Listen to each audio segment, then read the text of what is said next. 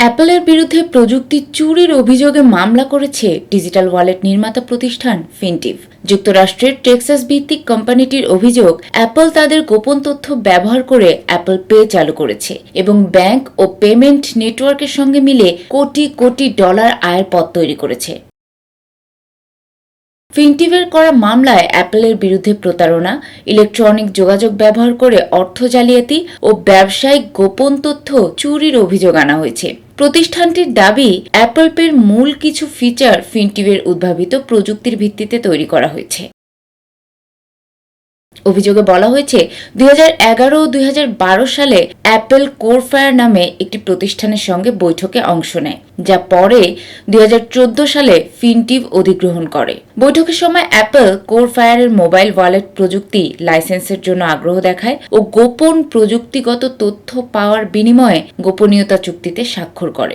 যদিও প্রযুক্তি জায়ান্টটি শেষ পর্যন্ত কোরফায়ারের কাছ থেকে এ লাইসেন্স নেয়নি।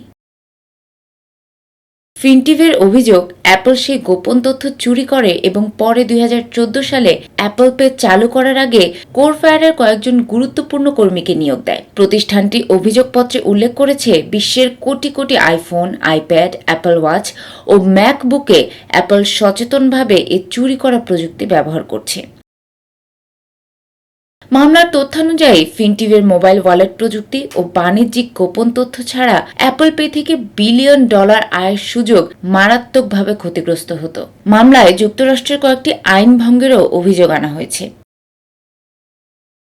অভিযোগপত্রে আরও বলা হয়, অ্যাপল এর আগে স্বাস্থ্য প্রযুক্তি প্রতিষ্ঠান মাসিমো কর্পোরেশন ও ভ্যালেন্সেল থেকে প্রযুক্তি আত্মসাৎ করেছে, যা অ্যাপল ওয়াচে স্বাস্থ্য পর্যবেক্ষণ ফিচারে ব্যবহার করা হচ্ছে।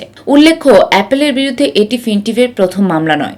2018 সালে পেটেন্ট লঙ্ঘনের অভিযোগে মামলা করেছিল প্রতিষ্ঠানটি। একই ধরনের মামলা পেপ্যালের বিরুদ্ধেও করেছে ফিনটিভ।